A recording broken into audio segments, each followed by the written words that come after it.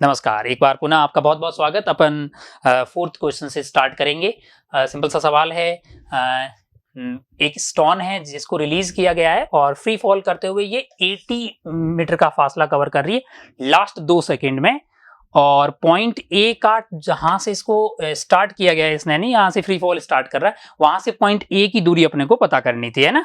तो बड़ा आसान सा सवाल है। अपन जानते हैं कि भाई साहब S equal to UT plus half AT square, और इस पर्टिकुलर केस में A हमारा G है और नीचे को अपन पॉजिटिव डाल देते हैं तो 10T स्क्वायर, मतलब U तो अपने पास क्या है, वैसे ही 0 है, रिलीज किया है, तो S हमारे लिए 5T स्क्वायर आ गया, है ना।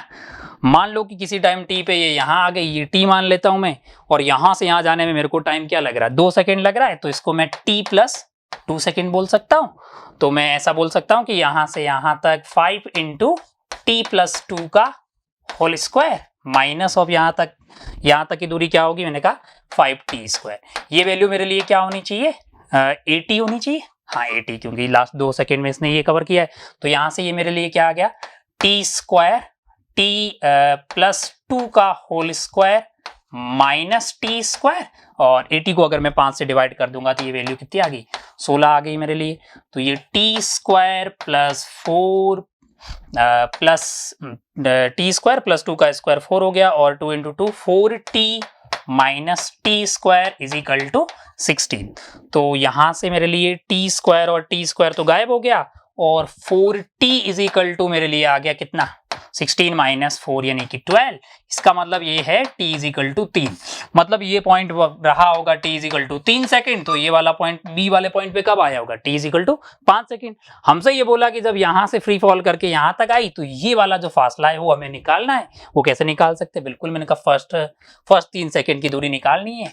तो ऐसे मेरे लिए क्या हो जाएगा, ऐसे हो जाएगा 5T स्क्वायर, T की वैल्यू यहां तक की 3 है, तो 5 इंटू 9, ये वैल्यू मेरे लिए 45 मीटर, मतलब पहले 3 सेकंड में इसने कितना फॉल करा है ये हमें निकालना था। बड़ा आसान सा rectilinear motion, free fall motion under the gravity का एक आसान सा सवाल था। चलिए अपन 5th वाले सवाल पे बढ़ते हैं। हमारा आंसर हो गया 45 metre. Person is standing on horizontal ground, और उसके कंधे पे जो है 12 किलो का एक वेट रखा हुआ है, और दूसरा वाला जो है वेट का जो एंड है वो जमीन पे टच है। Angle made by rod with horizontal is 60 degree, और reaction applied by the man है। ठीक है, मतलब यहाँ ऐसा मान लेते हैं कि ये आदमी है और ये अपना हॉरिजॉन्टल ग्राउंड हो गया, इसके कंधे पे ऐसे रॉड लगा रखी है। रॉड का मास हमें 12 kg दिया हुआ है।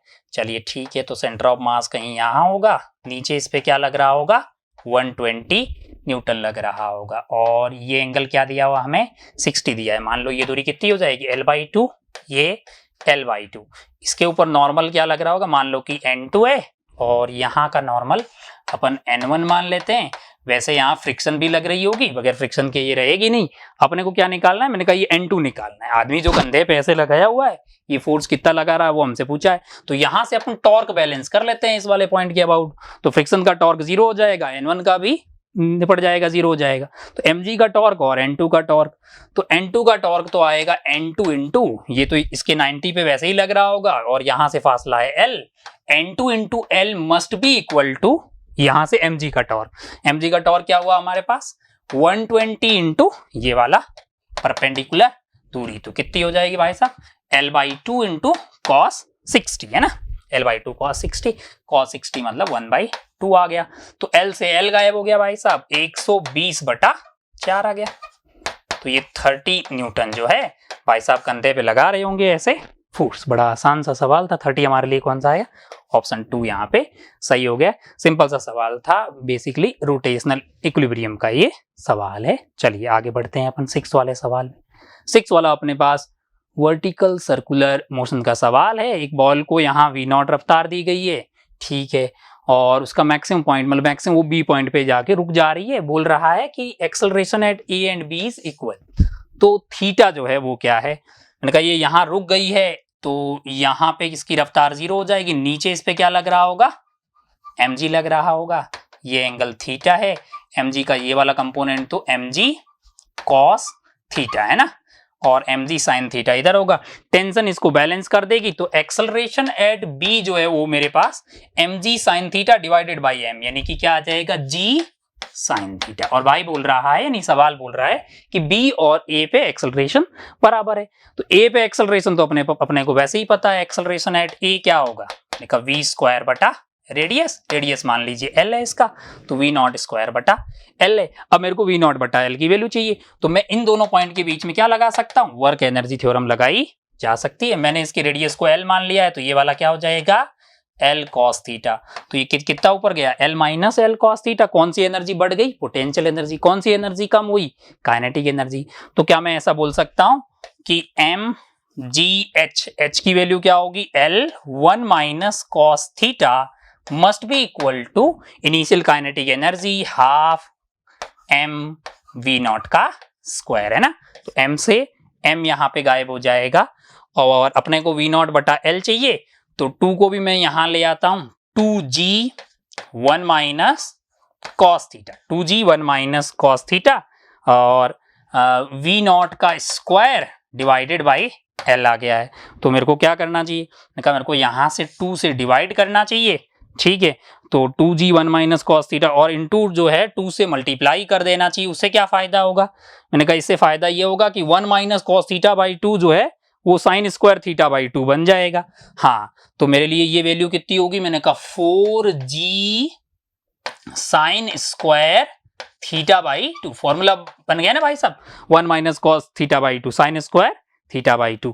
तो 4g sine square theta by 2 जो है ये यहां से एक्सेलरेशन ऑफ ए आ रही है, और ये दोनों क्या होनी चाहिए, बराबर होनी चाहिए। चलिए भाई साहब तो बराबर कर देते हैं, 4g sine square theta by 2 sine square theta by 2 जो है वो g साइन थीटा के बराबर होना चाहिए, क्योंकि एक्सेलरेशन a और b की बराबर बोला गया है सवाल के अंदर।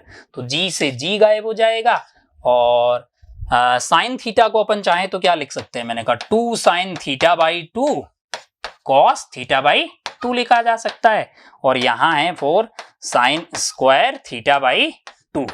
तो एक साइन थीटा बाई 2 से एक साइन थीटा बाई 2 निपट जाएगा, और यहां से ये कट गया तो क्या बचा, 2 बचा। तो 2 इज इक्वल टू, यहां से कॉस थीटा बाई 2 इधर ले आए तो टेन थीटा बाई 2 मेरे लिए क्या आ जा रहा है, 1/2 आ जा रहा है। बहुत बढ़िया। तो थीटा बाई 2 की वैल्यू कितनी होगी, मैंने कहा थीटा बाई 2 की वैल्यू tan इनवर्स ऑफ 1/2 आ गया है। थीटा चाहिए तो क्या हो जाएगा, 2 tan इनवर्स ऑफ 1/2। हाँ, बस देख लेते हैं कौन सा ऑप्शन है हमारा। Theta is equal to 2 tan inverse of 1/2। Option A में ही यही दिया हुआ है, 2 tan इनवर्स ऑफ 1/2। यानी सवाल ये बोल रहा था कि ए पॉइंट और बी पॉइंट पे जो एक्सेलरेशन है वो बराबर है, मतलब उसका मैग्नीट्यूड। तो बताइए कि थीटा क्या था। थीटा की वैल्यू हमारे लिए 2 tan इनवर्स ऑफ 1/2, जो कि ऑप्शन ए में था। ये हमारा 6 वाला सवाल है। चलिए अपन सवाल नंबर 7 पे पढ़ लेते हैं। सवाल नंबर 7 है कि एक एडियाबेटिक प्रोसेस है। अच्छा भाई साहब, आइडियल गैस के लिए ही होगा, कुछ नहीं कहा गया, तो आइडियल गैस अपन मान के चल रहे हैं। और ये बोला गया कि pressure is proportional two cube of temperature.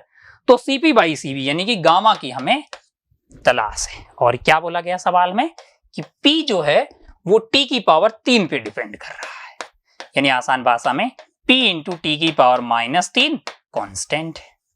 अब अगर वैसे आपको P और T की पावर गामा में पता है तो वैसे ही कंपेयर कर लो। वैसे गामा -1 अपॉन गामा, मतलब P इंटू T की पावर गामा -1 अपॉन गामा आता है। पर अगर नहीं पता है तो ये तो वैसे ही पता है आपको कि PV is equal to gamma is equal to constant आना ही चाहिए। PV की power gamma is equal to constant, क्योंकि एडियाबेटिक प्रोसेस है। PV is equal to nRT भी आपको पता है। तो आप चाहें तो यहां से V को हटा देंगे। V को अपन क्या डाल देंगे, ये तो कांस्टेंट ही है, T बाई P डाल देंगे। T बाई P डालेंगे तो क्या होगा, मैंने कहा T बाई P की power gamma is equal to constant, कुछ भी कांस्टेंट बोल दिया। तो यहां से P की power 1 minus gamma into T की power gamma is equal to constant आ गया कुछ। और अपन तो चाहते हैं कि P इंटू T की पावर में लाएं, तो P इंटू T की power gamma upon 1 minus gamma है जो है ये कुछ भी कांस्टेंट आ रहा है। अब अपन कंपेयर कर लेते हैं। हमारे सवाल में क्या बोल रहा है, P इंटू T की पावर -3, और यहाँ है P इंटू T की पावर गामा अपॉन गामा -1, यानी कि गामा अपॉन 1 माइनस गामा क्या होना चाहिए, -3 होना चाहिए, है ना। मतलब अगर मैं बोलूँ तो गामा अपॉन गामा -1 3 होना चाहिए, है ना। तो यहां से मेरे लिए gamma is equal to 3 gamma -3 हो गया। 3 को इधर ले आता हूं तो ये 2 गामा हो जाएगा।